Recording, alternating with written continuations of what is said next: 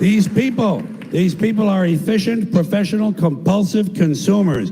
They think of that as their national pride. It's their civic duty. Consumption. It's the new national pastime. Fuck baseball. It's consumption. The only true, lasting American value that's left, buying things.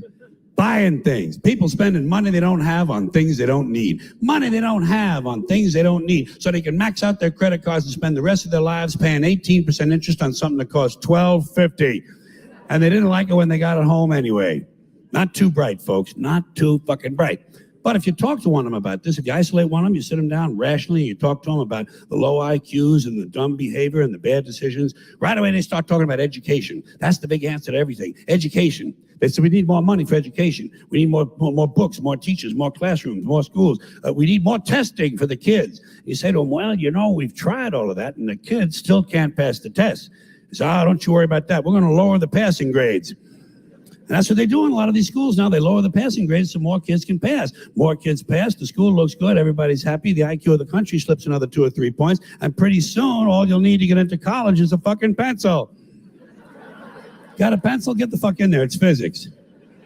Then everyone wonders why 17 other countries graduate more scientists than we do. Education. Politicians know that word, they use it on you. Politicians have traditionally hidden behind 3 things: the flag, the Bible, and children. No child left behind. No child left behind. Oh, really? Well, it wasn't long ago you were talking about giving kids a head start. Head start, left behind. Someone's losing fucking ground here.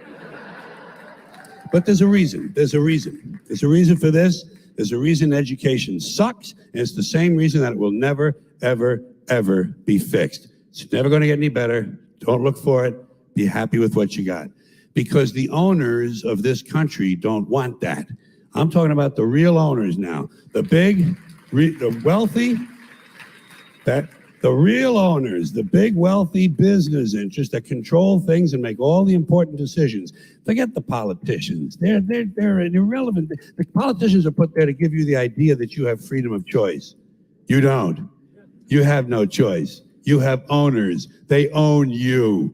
They own everything. They own all the important land. They own and control the corporations. They've long since bought and paid for the Senate, the Congress, the state houses, the city halls. They got the judges in their back pockets, and they own all the big media news, all the big media companies. So they control just about all of the news and information you get to hear. They got you by the balls. They spend billions of dollars every year lobbying to get what they want. Well, we know what they want. They want more for themselves and less for everybody else. But I'll tell you what they don't want. They don't want a population of citizens capable of critical thinking. They don't want well-informed, well-educated people capable of critical thinking. They're not interested in that. That doesn't help them. That's against their interest. That's right. You know something? They don't want people who are smart enough to sit around the kitchen table and figure out how badly they're getting fucked by a system that threw them overboard 30 fucking years ago. They don't want that. You know what they want? They want obedient workers. Obedient workers. People who are just smart enough to run the machines and do the paperwork, and just dumb enough to passively accept all these increasingly shittier jobs with the lower pay, the longer hours, the reduced benefits, the end of overtime, and the vanishing pension that disappears the minute you go to collect it. And now they're coming for your Social Security money. They want your fucking retirement money. They want it back so they can give it to their criminal friends on Wall Street. And you know something? They'll get it. They'll get it all from you sooner or later because they own this fucking place. It's a big club, and you ain't in it. You and I are not in the big club. And by the way, it's the same big club they use to beat you over the head with all day long when they tell you what to believe. All day long, beating you over the head in their media, telling you what to believe, what to think, and what to buy. The table is tilted, folks. The game is rigged, and nobody seems to notice. Nobody seems to care. Good, honest, hardworking people, white collar, blue collar, doesn't matter what color shirt you have on. Good, honest, hardworking people continue. These are people of modest means. Continue to elect these rich cocksuckers who don't give a fuck about them. They don't give a fuck about you. They don't give a fuck about you. They don't care about you at all. At all. At all. Yeah. You know? And nobody seems to notice, nobody seems to care. That's what the owners count on, the fact that Americans will probably remain willfully ignorant of the big red, white, and blue dick that's being jammed up their assholes every day. because the owners of this country know the truth. It's called the American dream because you have to be asleep to believe it. These Boom. Trump doesn't care about you. Biden doesn't care about you. The Democrats nor the Republicans care about you. What they care about is their corporate donors, the corporations who really own this country, which is something that George Carlin understood better than almost anyone in this country's history. And it's sad that he's not around today to give us his commentary. That video is titled "The Reason Education Sucks." And he traces it back through the political system all the way to the source of the problem, the ruling economic class, the capitalist class, and the capitalist system that tells you to consume, consume, consume while cutting Social Security, cutting education. And ultimately, our education system was based on the factory school system.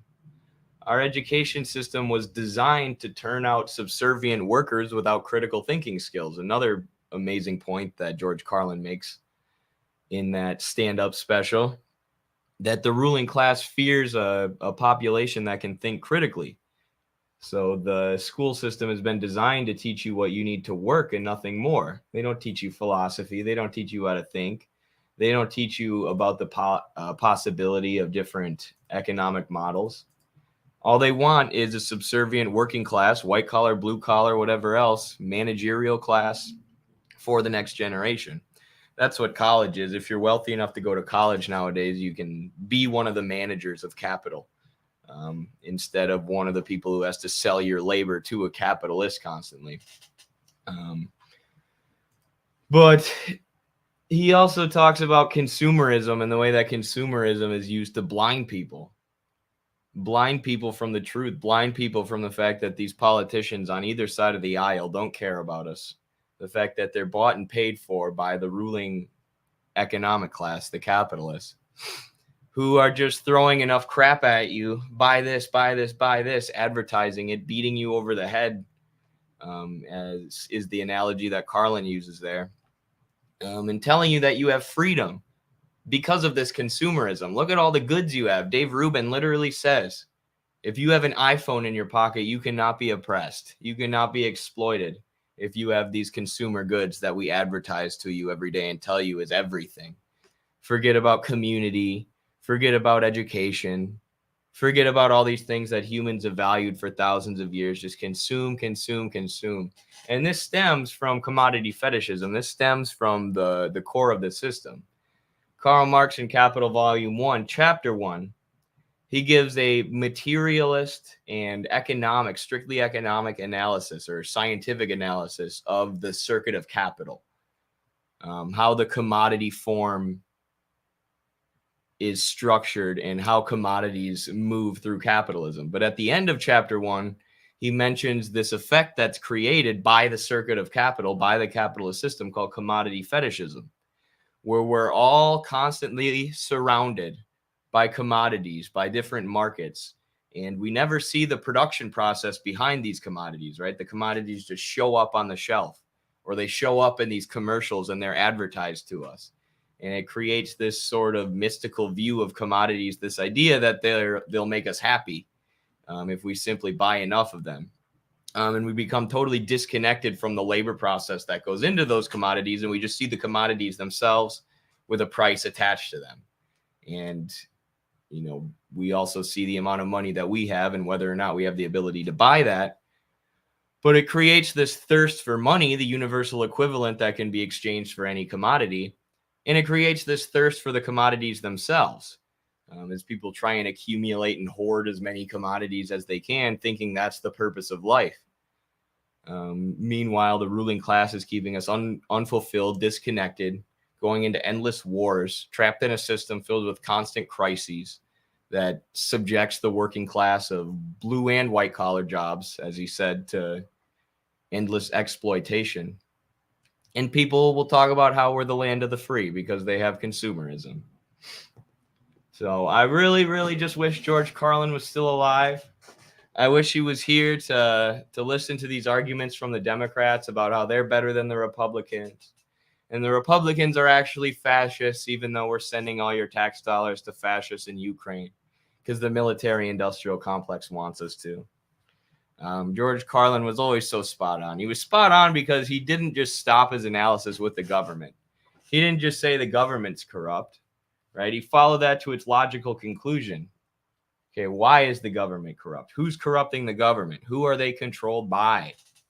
And the answer to that question is obviously the ruling economic class, the capitalist class. So thought that would be a cool way to start the show today. Today's show is brought to you by Murder Hornet Hot Sauce. I got their shirt and their hat. This is our friend Pat Cummings of the Left or Coming from Left Field podcast. His son owns a hot sauce store.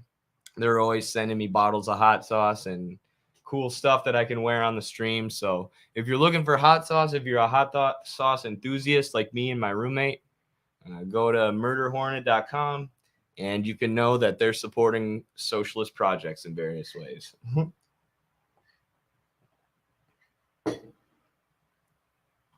The Uhu are in trouble again. Even more than last time. This is the socialist group that was, well, at first they were illegally raided by, I believe, the FBI or the police or some armed body of the state, as Lenin would say. And then just recently now they were indicted. So on top of being illegally raided, which is, you know, something that that happened to the Black Panthers repeatedly, something that the police and the armed bodies of the state have done frequently forever. But now they're being indicted, brought up on charges. So the legal system is openly censoring people for saying speech that's not allowed surrounding the war in Ukraine, accusing them of being puppets of Russia. And it harkens back to like the days of the Black Panthers, like I brought up, and Angela Davis being brought into court and having to defend herself. And, you know, that became the most high profile case because organizers within the Communist Party made it so high profile and said, we're going to show solidarity with Angela and use this event to show people how the government is cracking down on communists. But there were many before Angela Davis who were sent into exile, who were imprisoned, who were killed, like Fred Hampton. There was examples like Paul Robeson having to testify before HUAC, the House on Un-American Committee, or whatever the heck it was called, which persecuted or propagated all this Red Scare propaganda and basically rooted any communist socialist ethic out of Hollywood, and took these famous actors and singers like Paul Robeson and made them testify just because they were communists or just because they were black. And now look at what we have today. A bunch of black socialists having their headquarters raided and being indicted for their political opinions. We live in a country that will indict black people because they don't want their tax dollars to go to fund Nazis. Eddie, why did you say you're supposed to look like Shaggy? Looks better shaven though. I know I look better shaven. I'm sorry. I shaved like 2 days before Vaush made his video about me. And I thought like, maybe Vaush will think that I shaved my chin because he made fun of me. I wouldn't want that. Black Hammer was taking money for anyone. $5 says the FBI turned them into informants after getting arrested and they entrapped the Uruhu movement. Maybe. Black Hammer is no good. No good. I can't believe the indictment too. I watched this on RBN with Nick. For those who don't know, I recently went on the Revolutionary Blackout Network and gained some followers from doing it for Midwestern Marx too. So hello if you're a new follower from there. I know we have a ton of overlap in audience. Like some of our Twitch moderators, I believe, are also their Twitch moderators. But recently did that show, talked about the Uruhu movement with Nick. It was really fun. Where is it now? I guess it's probably just in the live stream. So, yep. So if you want to watch that, you can go to the RBN YouTube, obviously. There it is. That was really fun. I don't know where I was going with that, but it was a blast. I remember where I was going with that. Yeah, in the indictment, Nick was reading it on the show, It said Russia was weaponizing Americans' First Amendment rights to spread propaganda. Weaponizing our First Amendment rights. They were weaponizing freedom of speech and freedom of political expression, which is a really weird way of indicting someone for telling the truth. To say we're going to indict somebody for spreading the truth and sharing their political opinions, which is supposed to be allowed in this country, supposed to be like one of the founding principles of this country. But clearly it's one of those principles that our country can't live up to, which is just about all of them. Oh, thank you, Ross. Thank you very much for the 10 euro super chat. Nick Cruz is great, really sharp guy. I have not heard of him. Oh, Nick. Oh, is that Nick from RBN? Yeah. I just know him as Socialist MMA or Nick from RBN. That must be his last name. Yeah, Nick is amazing. Super smart, super intelligent about foreign policy. So I hope people enjoyed that stream we just did. It was fun. I've always wanted to talk with him. Obviously, I've done a bunch of shows with JB, who's the man, and I love JB. And I've wanted to talk to Nick, too, because he's got, like, that foreign policy knowledge. Hey, Sir Eddie, how the heck are you? I'm good, thank you. Hammer got caught taking money from Russia last year to buy property in Colorado. They without a doubt entrapped the room. Oh, gotcha. Gotcha. Yep. There you go. Group actually taking money from Russia. Interesting. And they got caught up too, right? Can you also wrestle, Vaush? I can. I haven't watched this full video yet of him making fun of me or whatever it is. I watched part of it. Within, I think, the first 20 seconds, he calls me a fascist, a red fascist, which that's his go-to, you know. Everybody's a fascist. Everyone's a fascist. When he is supporting NATO, one of the most fascistic groups or fascistic entities in the world today, as they arm and fund and give backing and intelligence to groups like the Azov Battalion and all these ethno-nationalist entities that in many cases have been filtered into the actual Ukrainian government and are now a part of the actual Ukrainian military.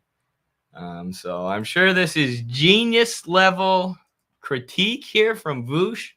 If he says anything that makes me rethink my positions, or if he proves me wrong in any way, I'll be glad to admit it and learn from my mistakes, but I don't have my hopes up.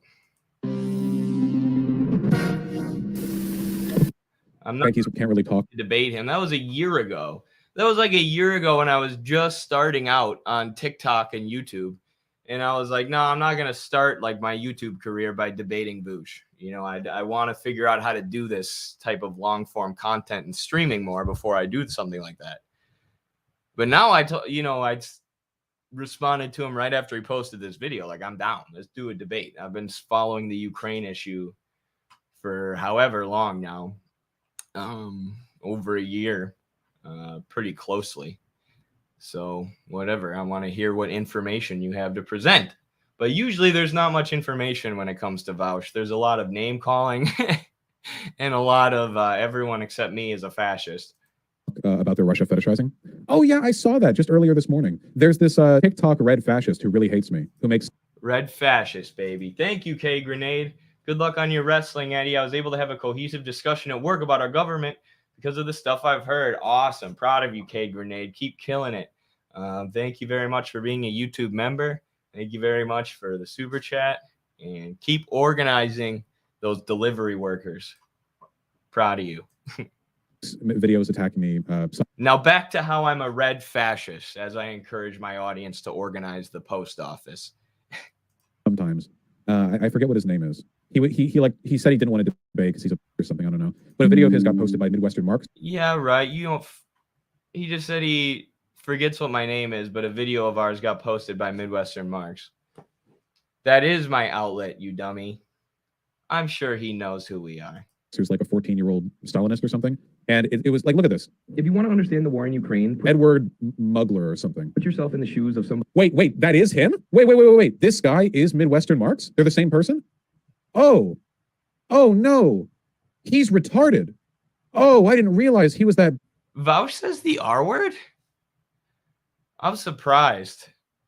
You'd think with his audience being like sort of woke liberal leftist people, he wouldn't use that word, but I should know, like it's a name call, it's an ad hominem attack.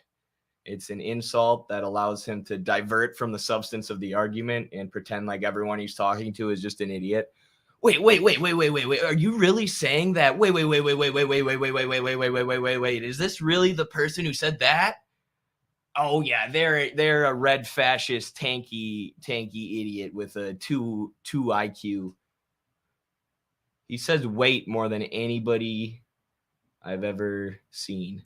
Bad. I thought he was just is this guy like 15? I thought Midwestern Marx was 15, but the Edward M. Liger guy, I think There you go. Good job reading the name. he's in college or something. He looks like Shaggy. I don't know. This is an adult. Oh man, that's really embarrassing. Well, I guess I'll watch the clip now. Now I just feel kind of bad. Somebody living in the Donbass region. This is a place in eastern Ukraine containing. You feel bad for me, Vaush? Look at yourself. I'm about to compete in the US Open in a week. Bruh, everyone feels bad for you. You look like you haven't showered in 3 weeks.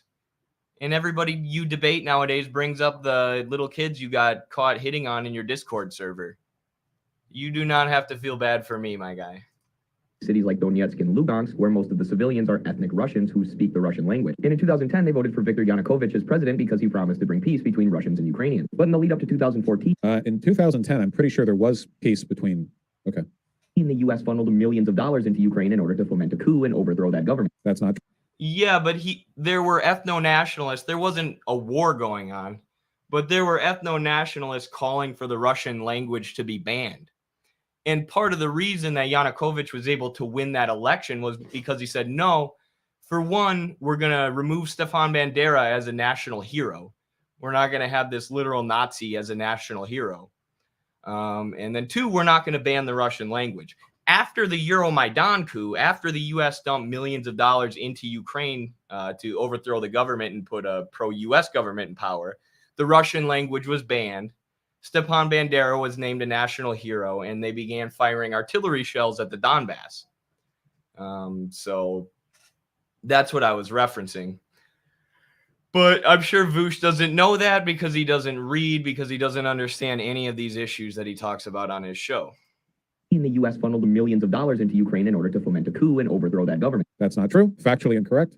Yanukovych was a puppet of Putin, directly took orders from Putin, and when he made the incredibly unpopular deal to ignore the will of the people and side entirely with Russia in an economic trade deal, as opposed to the EU, which the people wanted, him siding with Russia as in not making Stepan Bandera a national hero, was why he won.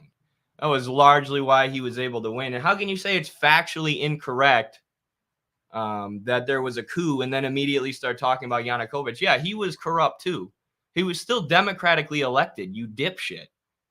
He was still democratically elected, and the NED and the U.S. State Department still dumped millions and millions of dollars into Ukraine to foment Euromaidan and overthrow the government and put a pro-U.S. government in power. Right? Yanukovych being close with Putin doesn't have anything to do with that. Victoria Nuland herself admitted that there have been millions and millions of dollars dumped into Ukraine specifically to influence the politics. And when that leads to a violent overthrow of the government, what else do you call that other than a coup? people protested, and Yanukovych. It's so dumb because, like, anybody who's there's also a leaked phone call where Jeffrey Pyatt and Victoria Nuland are talking about how they're going to foment this coup and then who's going to replace the Ukrainian government after the coup happens. Which, pro-U.S. actor is going to then rise to power. And this was a leaked phone call, and Vaush is just like, nope, didn't happen, factually incorrect. The guy who was overthrown met with Putin one time, so you're a fascist. Like, dude, you are as slimy as you are stupid. Which tried to turn Ukraine into a dictatorship at the behest of Putin. The laws that he was attempting to pass would have given him essentially total dictatorial control over Ukraine. He was protested against, and he eventually fled the country. There is no evidence that it was an American-backed coup any more than... What do you mean there's no evidence? Who was the guy? I think this is how you spell his name. There's some guy who has published so many scholarly articles, many of which now are being repressed. Hold on. Grade Zone published this.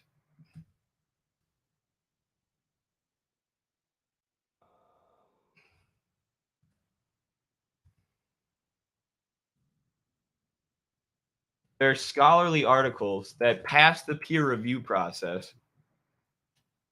Here it is. So this was put through the peer review process for multiple top academic journals, looking at the U.S. influence in the lead up to 2014, looking at Ivan Kachenovsky, that was the guy's name, looking specifically at the event where a bunch of people were killed by sniper fire, and proving, based on the evidence, that this sniper fire came from the Maidan protesters, from these U.S.-backed protesters who would overthrow the government, which is what we call a coup, Vaush. So this guy did a bunch of rigorous scholarly analyses of these different issues that prove U.S. involvement and prove that Euromaidan was a coup. They passed peer review process, meaning they were rigorously analyzed by other academics, searching them for flaws. And then some of the more recent ones have been suppressed by academic journals. They've said, we understand that the peer review process was successful and you offered solid evidence in support of your conclusions. However, we're just not going to publish this because of all the controversy that was created by the ones in 2015, 2016, and 2020. So this dude is going to sit here and say that it's factually incorrect that there was a coup when he hasn't looked at the scholarly literature. He hasn't looked at the scholarly peer-reviewed investigations into this, which prove it is a coup. So you're just talking out of your ass. But his audience doesn't know any better. His audience doesn't care. They're just here for culture war issues or whatever the hell it is they watch Vaush for. And they'll just believe all his nonsense. Pure lie. American... Lil Vaush will just say the gray zone are conspiracy theorists. I'm sure he will. I don't give a shit, though. Read the scholarly articles from Ivan Kachenovsky, then. They're peer-reviewed, meaning they were judged by other academics. Go through those, Vaush, if you even know how to fucking read. Officials supported the protesters, as in, like, yeah, you go fight for democracy, which if that makes it a coup, then, okay. So, well, all right, then. No, that doesn't make it a coup. Yeah, just ignore all the actual evidence. Just ignore all the actual evidence, straw man the argument, and be like, oh, yeah, you think that's a coup? Because rigorous scholarly analyses said it was a coup, and because the U.S. admitted to dumping billions of dollars into this country, and because the U.S. has done a coup in every country who's gone against their interests for the past 70 years? Yeah, okay. Why are you acting like it's ridiculous that the U.S. would do a coup? Why are you acting like that's a ridiculous argument? You're supposed to be a leftist. We're supposed to be the people who recognize that the CIA and the U.S. is always doing coups. Didn't he also gun down protesters? Yes, he did. You're correct. But he's actually a neoliberal. He's actually probably funded by some weird NGO connected to the NED. Snipers at the behest of Putin, to whom he was a puppet. No! Ivan Kachenovsky proved this too. You liar. You liar. You liar. You liar. That is what the last peer-reviewed academic work from Ivan Kachenovsky was about. They proved without a shadow of a doubt that the snipers were from the Maidan side. There was no possible way, based on the evidence collected, based on a comprehensive analysis of the totality of evidence that we have, they determined that there was no possible way that these snipers came from Putin or from Yanukovych. They came from the Maidan side in order to escalate things, make things more violent, and eventually lead to the overthrow of the government, as did burning 12 trade unionists alive in the trade union building, or maybe it was 24 trade unionists, which Vaush is supporting right now. He's supporting that and saying it wasn't a coup. He's running interference for the U.S. State Department doing a coup. And this is the hero of the left, the internet's hero of socialism. This dude is a neoliberal State Department shill, and we know that with beyond a shadow of a doubt. Just like we know beyond a shadow of a doubt that the snipers were from the Maidan side, thanks to scholar. And what does Vaush source here? What does he source? No, they were part of Putin. I think I remember reading that on Washington Post or NYT. The snipers were from Putin. Where's the scholarly sources? Where's the academic works? Where are you citing your sources, Vaush? You just pull this stuff out of your ass.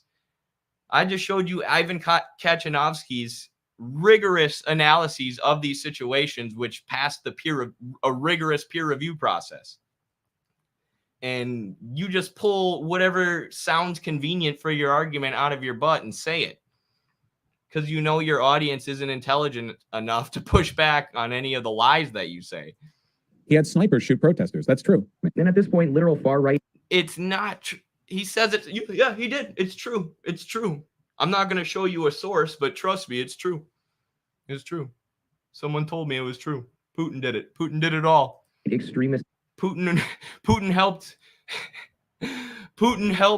turn Maidan into a coup to overthrow his own puppet government. Right? He was in charge of Yanukovych, so he had a bunch of snipers fire on the protesters, which inflamed the protests into a violent coup, and it overthrew Yanukovych. Why would Putin overthrow his own puppet, you dipshit? Just think about what you just said.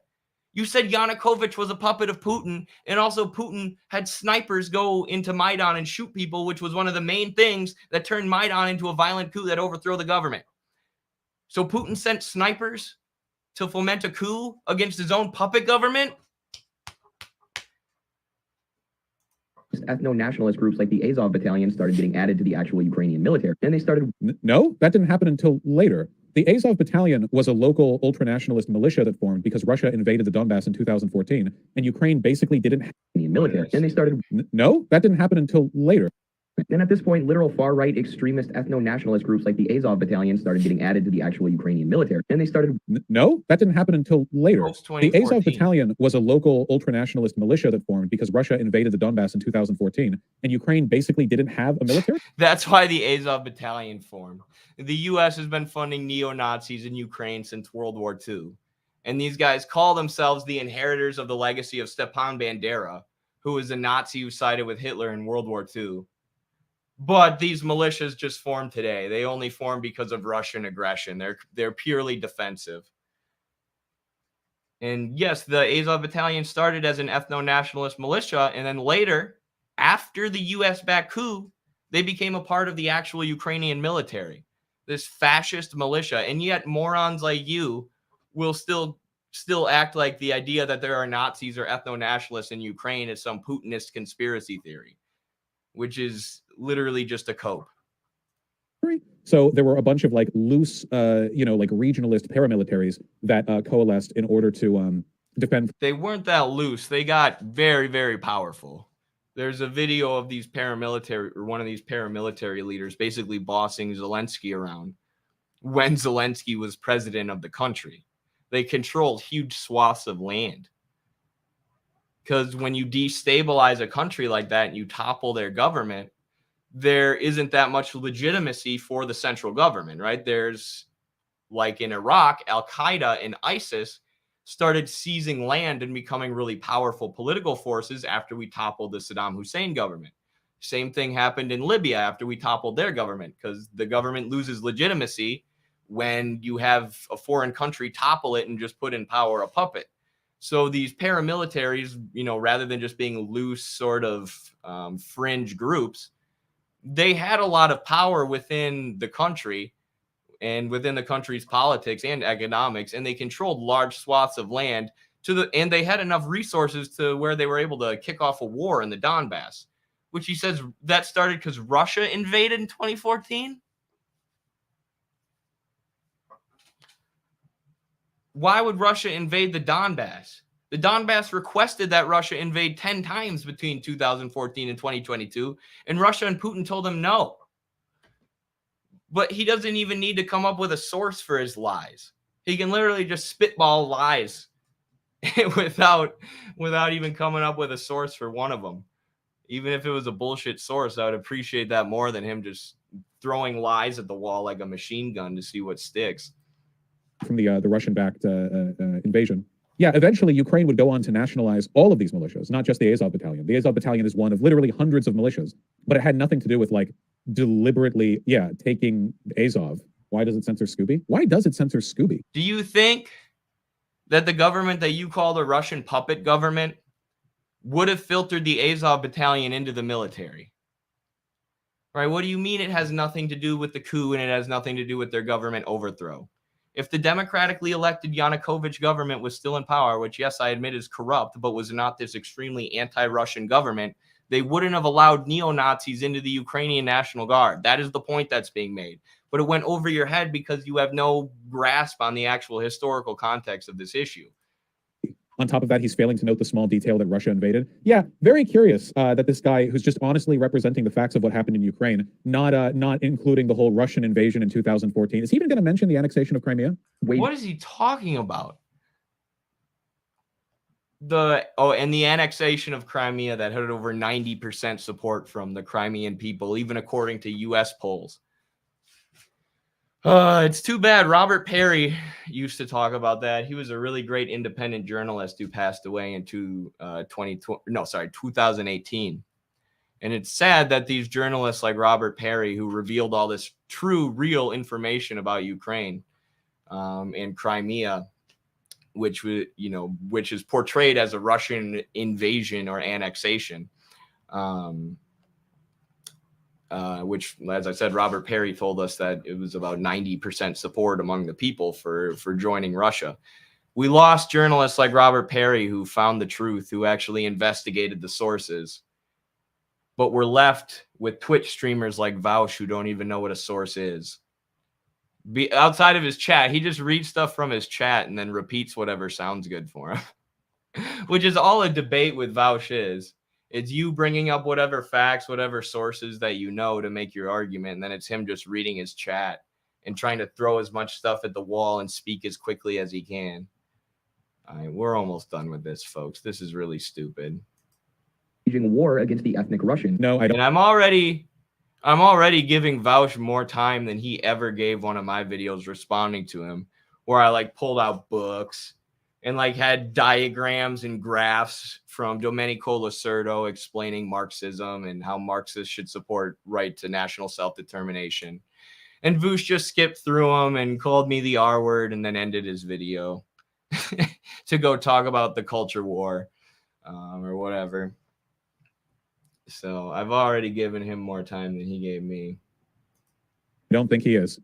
This is the Russian line. Russia invades the Donbass and supports the separatists there, and Ukrainians defending their territory are framed as warring against ethnic Russians, which is, of course, incoherent and factually incorrect. I really wish this guy wasn't such a pussy. He hasn't backed out of debating because he never said that he would. Are you really? You made fun of my appearance and you're going to call me a puss? Again, come meet me at the U.S. Open, Vaush. You can enter even if you have no experience wrestling or no experience with combat sports or no experience exercising ever, as I'm sure is the case with you. You're still allowed to enter. Okay, I'll debate you and you come wrestle me, and then we'll see who calls who a pussy when we're done with that. Why are you going for the low blows about appearance and about being a pussy?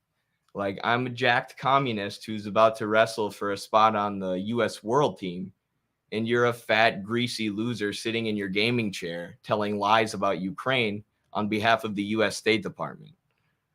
You want to bring up appearance? Let's go there. Let the people vote.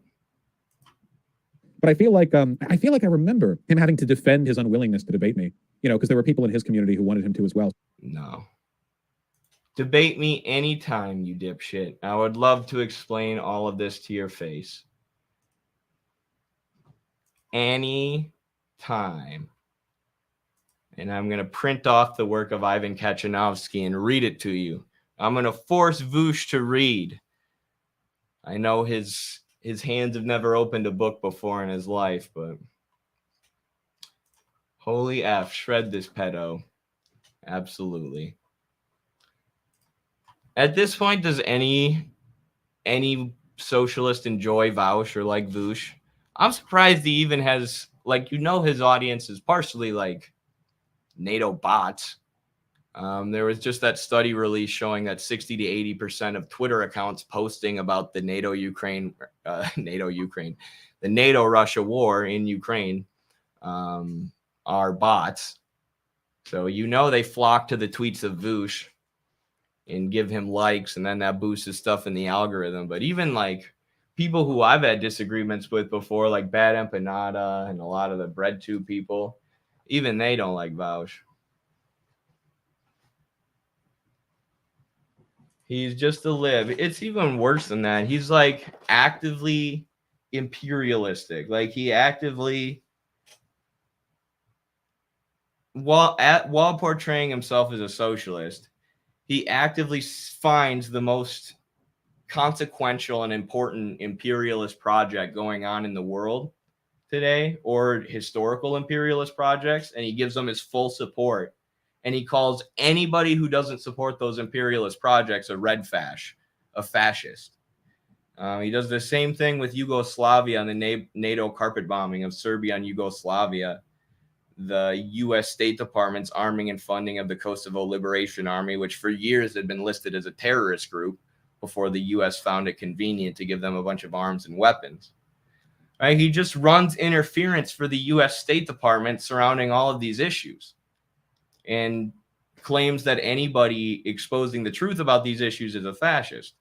If he's not controlled opposition, if he's not connected directly to the State Department, he's playing that role regardless. Like, it doesn't really matter, because he might just, understand that bot accounts and, various forces are going to boost his content if he keeps reading the State Department line. So he just keeps doing that because it makes him money, right?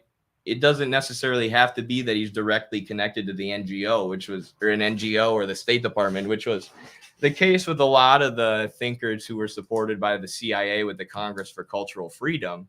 Is Gabriel Rockhill says they would basically create the theater, set the stage for these neoliberal pseudo-socialists like Vaush to become very famous, to become very popular. They would allow or pump money and pump marketing into books like Hannah Arendt's Origins of Totalitarianism that conflated the Soviet Union with Nazi Germany. So it's really like indirect support through the Ford Foundation and other groups, which I assume that's the case with Vaush. But if it ever turned out that Vaush was like on the CIA's payroll or something, nobody would be shocked. Speaking of Vaush,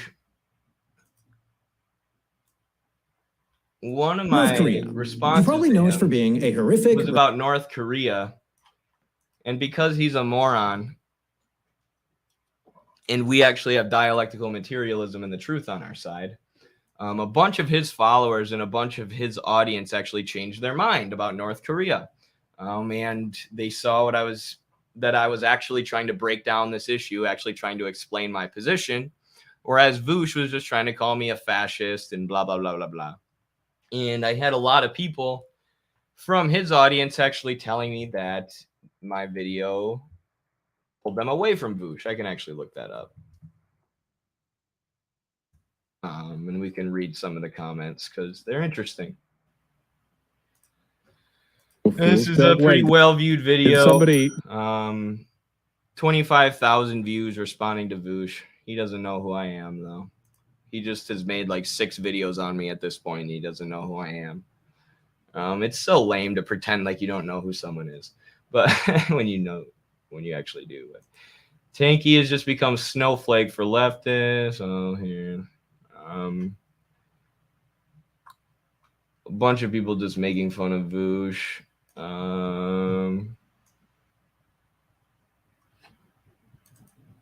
Vaush has a place for de-radicalizing right-wingers, but definitely lacks nuance in his critiques and fails to spout anything but a condescending attitude towards folks who see anything outside of his viewpoints. Great video, Eddie.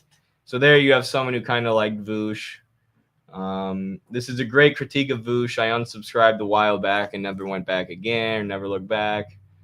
Vaush has to remain ignorant for his pay, kind of like what I was saying. Basically admits that he's in it for the money. Yeah, he did do that in the last video. Respect how you lay out an honest and good faith critique. There are other videos talking about how they literally were like big fans of Vaush. I can't find it right now, but a lot of comments like that, people who see the good in Vaush, or who actually see Vaush as a socialist or leftist, which you shouldn't. Like I said, he's an imperialist neolib who may as well be an NED, CIA, State Department asset. But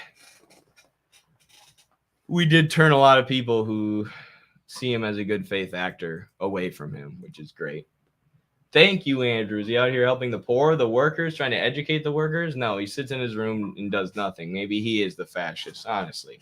And I mean, that's the thing. That's what's so ironic about it, is he calls everyone a fascist as he's supporting the arming and funding of fascists. And he calls everybody a genocide denier as he's denying the attempted genocide of Russian speakers in the Donbass by the US-backed Ukrainian government that they put in power. And I've talked about this. I have Wyatt Reed and Dan Kovalik as friends on Facebook. So they've posted videos and pictures on Facebook, like they've done journalism about this stuff for sure.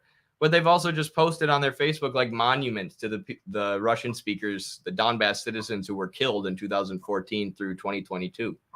And they post interviews with them all the time. And Wyatt Reed posted a video of himself literally running away from artillery because an artillery shell almost crushed him. And then this literal pale fat idiot on Twitch, Vaush, is going to say it's not real. It's not happening. It's a Putin propaganda. Like, dude, you're a freaking liar. How can you just fabricate information like that? How can you just lie like that and sleep at night? Yes, agree with that. Have you seen the Socialism for All YouTube? He's a smaller channel, but has awesome audiobook readings and Vaush takedowns. He's anti-Patsock too. Well, I'm not anti-Patsock. I think that the socialist struggle takes a national form wherever it goes. But I have not seen Socialism for All, and I would definitely check out his work. It sounds interesting.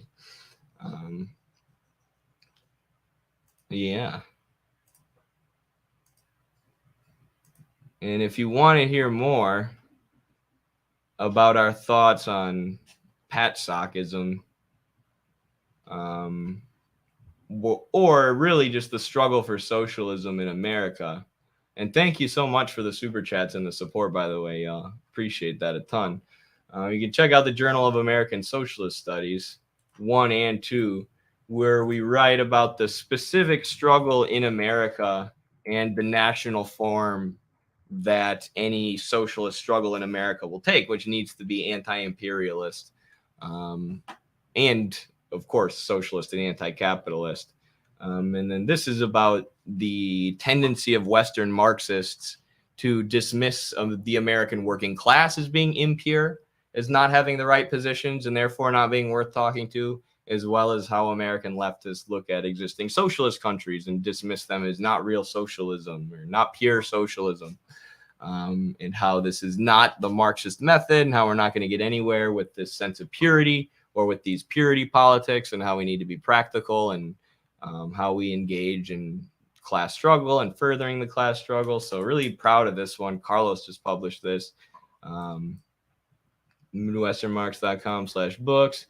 I guess I can go through all our books. This is Carlos Martinez, No Great Wall, about the continuities of the Chinese Revolution. So if you want to know about the reform and opening up period, the point in China's history where a lot of people thought they went capitalist, moved towards neoliberalism, This is the book for you. It's a book about that and about how the revolution in 1949 is still the revolution going on today. It was a socialist revolution. It continued with the reform and opening up periods.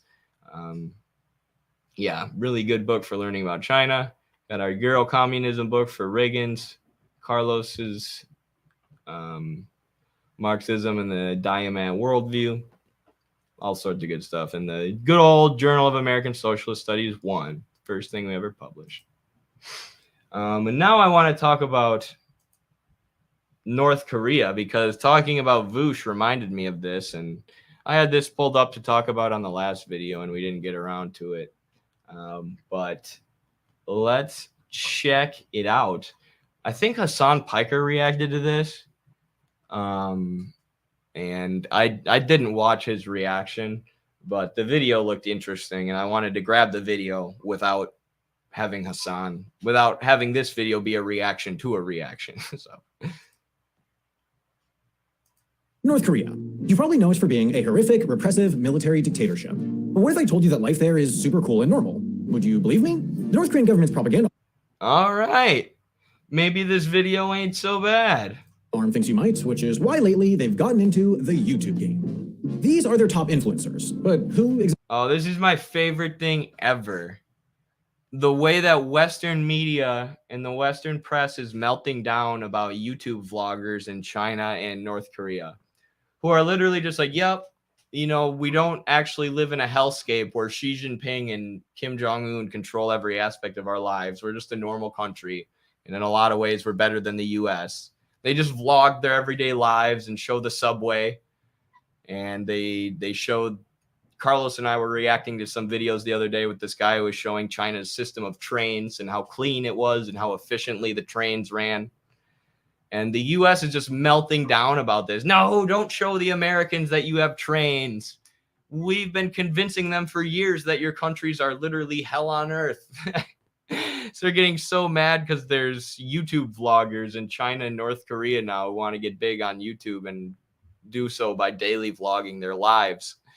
It's all government propaganda. It's all Kim Jong-un and Xi Jinping controlling these kids.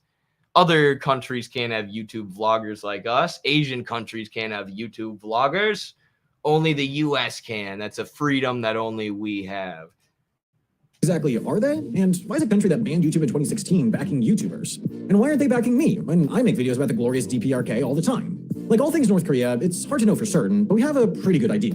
These two creators were Songa, an 11-year-old who shows you all her favorite spots in Pyongyang, such as the children's hospital. The child who comes here even forgets why they have come because of the cartoon pictures that are on the wall. And Yumi, whose life in Pyongyang is also fun and relatable.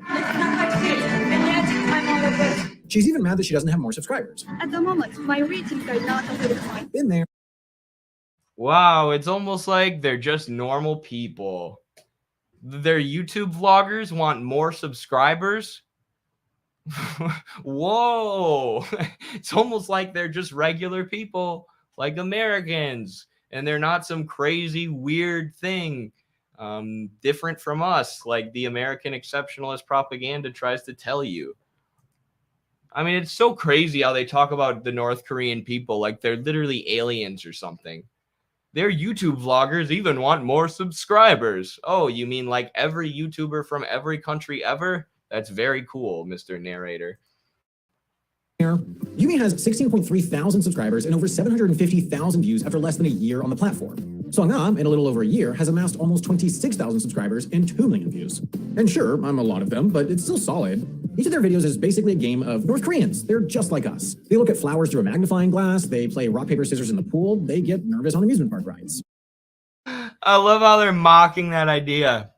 These videos try to show that North Koreans are just like us. And if you look at the videos, they're just regular YouTube vlogs, right? They're not YouTube vlogs talking about Kim Jong-un or praise be to the party, right? This is homemade fast food, dance lessons. Here's this museum I went to in Pyongyang. The same stuff American vloggers would post about. They're like, they're trying to show you that North Koreans are just people. Like, oh, they aren't? That seems pretty racist if you don't think they're just people because of where they live or the color of their skin. just like us. They look at flowers through a magnifying glass, they play rock, paper, scissors in the pool, they get nervous on amusement park rides. To be frank with you, I am a coward. They even show the darker side of living under a brutal regime whose population has way too little food and way too much slavery. I'm very hungry. Wow, you wouldn't expect a propaganda channel to reference the worsening food shortage in North Korea. Wait, unless... Because Imagine like cutting up a video of two little girls vlogging their experience at a water park to find the part where they say they're hungry, something with which a million American kids probably say every day, to say, you know, this is a propaganda video. This is a government propaganda video. North Korea is starving. See, these YouTube vloggers said they're hungry at the water park. No American child has ever said that they're hungry at a water park. And their parent has said, no, we're not going to get you food because French fries are $18 here at Mount Olympus in the Wisconsin Dells. That's the real dictatorship. When you go to the water park capital of the world, the Wisconsin Dells, you got to pay like $50 for parking, $50 for a freaking French fry. That's authoritarianism, if you ask me. I don't know what the prices are like at the Pyongyang water park. To me, purity isn't a bad thing. There's nothing wrong with holding to your principles. At the same time, Marxism should fit your specific conditions. Read the book, Doug. Thank you very much for your super chat. But if you think purity is a good thing, read the book and read the way that Carlos defines purity. Purity is like Western Marxists saying, you know, China has some private market, so they're not socialist. And we're going to ignore the fact that they've abolished poverty and they're moving the world towards a more cooperative, more socialistic, multipolar world order and system of trade. And the workers are still in control of our government. 89% of Chinese people support the Chinese government. There are American leftists who will look at that and be like, yeah, but they have some private markets. And Marx said, you know, capitalism is the abolition of socialism abolishes the commodity form, and there are still commodities in China, therefore I dismiss it. They're impure.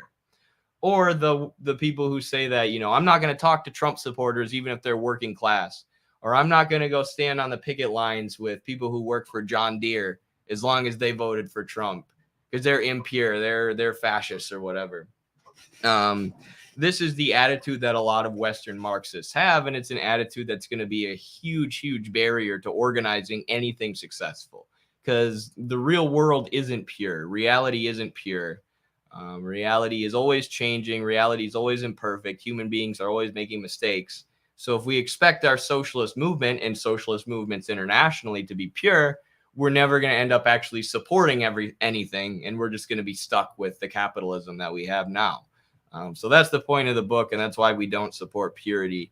But I think if you read the book, you will agree with us. And if you read Carlos's definition of purity, you will agree as well. Oh, just from swimming. I can't believe I fell for that. However, there is also that too. Wait, maybe we've got something here. This year, I'm going to the middle school. That's actually pretty bad. But still, daily life in North Korea isn't what these influencers are showing us, even for the most well-off elites. For example, given how shoddy the country's power supply is, that amusement park Yumi cowered at is probably closed most of the time. But the big tell that these channels are state-sponsored propaganda isn't the misleading excursions or the And their power supply isn't that shoddy anymore, and their people have cell phones now. I remember when this happened, when they started trading cell phones with Egypt, which there was a lot of international media attention over because they're like, oh, North Koreans are going to be able to finally access the internet and tell us how evil North Korea is. And now that they're accessing the internet and not doing that, and they're just using the internet the way that Americans would use the internet, American media is melting down and they're mad. But how can they talk about the power supply without mentioning that the U.S. has had this country under an embargo for 70 years, or the most stringent economic sanctions on earth for 70 years, has denied them access to the IMF and World Bank, the source of financing for literally the rest of the world? And, you know, when North Korea struggles to maintain the same level of power supply that we have in the West, that's completely ignored. The sanctions are completely ignored. We killed 70% of their population, leveled their infrastructure, and then sanctioned them worse than any other country in the world for 70 years. And then they struggled to keep the power on. And we say it's because of authoritarianism and don't even mention the sanctions. Like, that shit is journalistic malpractice. My frequent mentions of the Supreme Leader, it's that they exist at all. See, in North Korea, the internet is a privilege of the few and the literally well-connected. Most people have none at all, while It's not true anymore. You guys don't know what you're talking about. You don't know the material conditions of the North. some are allowed onto a government-run internet called Kwangmyeong. I'm just so sick of these liars like Vaush.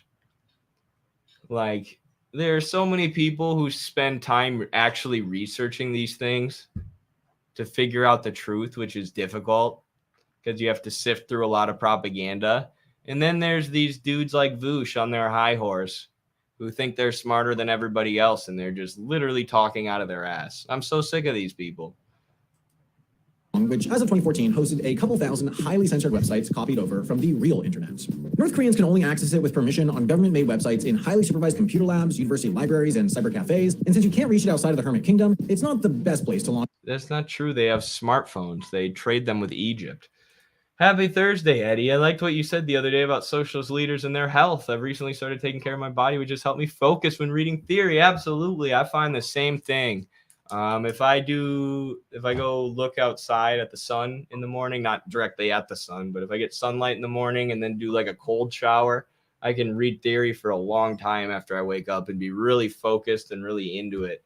And then just taking care of your health in general, eating healthy, getting nutritious food, staying hydrated, exercising, like all these things are important, helpful for your brain, which is one of the things that Mao talks about in his work, Study on Physical Education, about the connection between the mind and the body, to where it's going to be really hard to develop yourself intellectually and theoretically if your body is fighting you every step of the way because you're not taking care of it.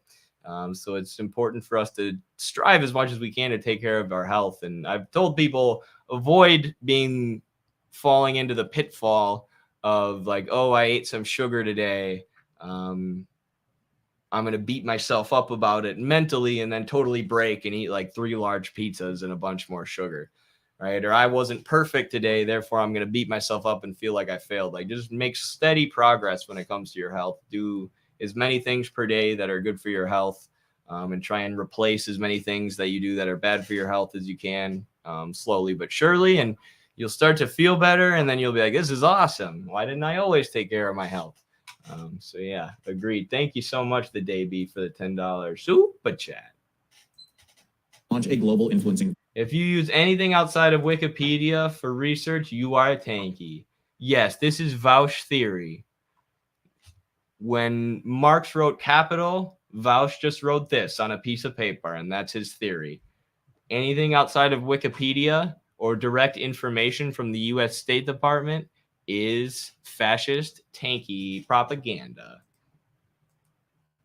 Career. Some people in North Korea have access to the real internet. Government officials, their relatives, and a small handful of people who need it to do their jobs, like hackers, some researchers, and propagandists. Altogether, less than 1% of the population. The country has a whopping 2 lines that physically connect it to the internet. One run to China and the other to Russia, plus seemingly a couple satellite connections. And all that infrastructure is weak, slow, and old enough that one American was able to single-handedly break it all down for a bit last year with a series of DDoS attacks, and not, as I'd assumed, a viral pic of Kim J. Yumi and Songha have smartphones to film on, foreign media to fangirl about. My favorite book is Harry Potter, written by J.K. Rowling. It's just about the clicker. Did you see it said turf confirmed? Oh my gosh. This is the most Western video I've ever watched. Millions of football fans, including It's just me, make bizarre. personal predictions. The result is always And access to YouTube to post it all, meaning they have to have a They said it's North Korea's bizarre new propaganda program because apparently YouTube vlogs are bizarre, even though they've been around for I don't know how long now, 20 years. No, this video is bizarre. This video calling a 5-year-old North Korean girl a TERF for reading Harry Potter. This is the bizarre video. lot of permission from and connection to the regime, which means that, yes, these people are worse than propagandists. They're Nepo babies. Yumi has been linked to Sogwon, the North Korean media company responsible for a propaganda YouTube channel that got banned in 2020, the host of which was suspected to be related to Sogwon's CEO, John Kwang-hui, and North Korea's ambassador to China, Hee Rong-nam. And Songhae's dad worked at the North Korean embassy in London, her grandfather is Vice Minister of Foreign Affairs Paek Myung-guk, and her great-grandfather is Ri Yul-sol, a military commander so beloved by the Kim family that he got a full state funeral. And I thought I was well-connected because my dad is the guy from Wendover. So why bother? For ages, outward-facing North Korean propaganda looked like this. Why the pivot to this? may sound bonkers to you, but in our country, Mother's Day is on the 16th of Because of advancements in technology that have made it so people have smartphones, and now YouTube vlogs are really popular. I don't understand why that would be a hard question for you guys to answer. As an educational channel with 2 million subscribers, you don't know why YouTube vlogs are popular nowadays, or why a government would want to do YouTube propaganda. What is the evidence that these are propagandists also? Like, what is there any evidence that the state is telling these girls to do this? With just about every North Korean thing we cover on HAI, it comes down to foreign money. Most of the world has sanctioned North Korea to bits, so their currency is nothing, so they need foreign cash. Oh, they finally mentioned the sanctions in order to somehow say that North Korea is doing something wrong. Other countries surrounding North Korea with their military and not letting any trade get in or out.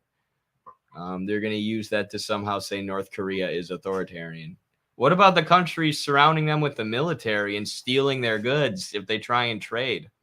Does that not qualify as authoritarianism? Your concepts don't seem to make any sense. To bankroll their toy habit. Songa and Yumi's channels, as well as similar ones on Chinese social media sites Weibo and Bilibili, aren't just raking in AdSense dollars from YouTube, they're trying to make potential tourists question the negative impression of the country they might have from, well, the facts. In 2018, 125,000 foreign tourists visited North Korea, roughly the same amount that went to San Diego Comic-Con, but the border's been closed since January 2020. And with their economy in even more shambles than usual thanks to COVID, the government is trying new strategies to make North Korea seem like a safe, fun, tourist-friendly place to go fishing or visit a water park gym when they open up again.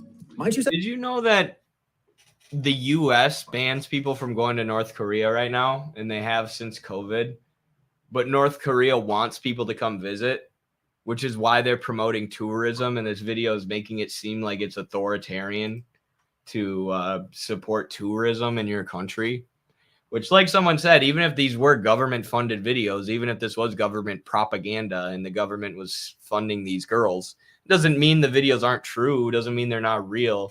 Doesn't mean they don't actually show what life in North Korea is like. They could be. And like, do you know how much money is pumped into advertising in the U.S. and how many child actors there are who oftentimes aren't taken care of and are in a really bad situation? Is that all propaganda that's trying to make the U.S. seem normal or like tourist friendly? I mean, I guess we just call it advertising, but I guess when North Korea does it, it's evil Kim Jong-un propaganda. And yeah, they want tourists.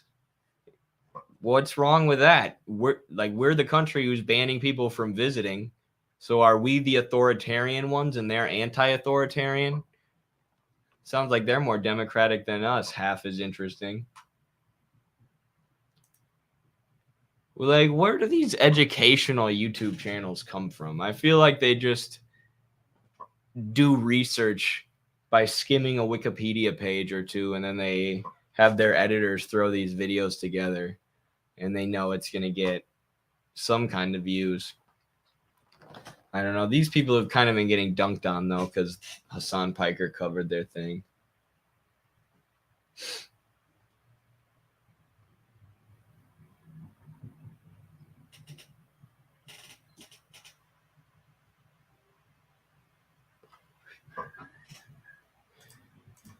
I don't get this new purism by Rev Laraskis. Yeah, dude, that guy's dumb. I'm sorry. I know a lot of people like him, and I've retweeted stuff that he says, but I had a conversation with him in a Discord chat recently, and he's just like really angry and spastic and just says stuff like really impulsively and almost out of anger sometimes without, I feel like, thinking about it. Yeah. These education channels are CIA sponsored. They gotta be, right? Like maybe not directly by the CIA, of course, but NED affiliated NGOs. Like, there are so many NGOs that can just slip people money, or funnel money into preferred video outlets. This reminds me of the time Yeonmi Park said that people were educated for watching Western media and then shows a girl in North Korea saying that her favorite book is Harry Potter on the public internet. Yes, absolutely. That's kind of know what that is. Is Cade Grenade still in here? I got one last story, and then I got to head out for wrestling practice tonight. But the Teamsters are preparing for a UPS strike. We've got some followers in here who work for FedEx or who work as delivery people. So it looks like the UPS workers are threatening strike over their new contract negotiations, which is part of a whole wave of strikes and unionizations. And this is all just signs of class struggle, signs of the workers getting discontented. And it doesn't mean that necessarily a socialist revolution is about to come about, but it does mean the potential for one is there. And that if we get to these people and educate them and organize them, that they understand it's in their own interest to fight back against the bosses. The John Deere workers understood this. The Starbucks workers understand this. The UPS workers understand this. And, you know, some of them might vote for Trump. Some of them might vote for Biden. Some of them may have different culture war views. But all of them understand what's in their class interest. And that's what we got to unify people around. So with that, or I'll probably leave it with that. That was a good way to end it. And tell everyone to check out the Journal of American Social Studies, but also Carlos's The Purity, Fetish, and the Crisis of Western Marxism. Incredible book that we really believe in, that we think will set people on the right path to organizing in America. Bringing about a real cohesive, powerful movement for working class power and socialism in this country. So check that out, MidwesternMarx.com. Other than that, thank you for moderating, moderators. Thank you for being here with us. Thank you for watching me freak out on Vaush to the point where I'm sweating. I'm going to go work out and lift weights so I can continue to be a better person than Vaush mentally, intellectually, spiritually, physically, and in every possible way. I hope you all do the same, my comrades. Never fall into being someone like Vaush. Take care of your health. Take care of yourself. Read theory. Much love. See you next.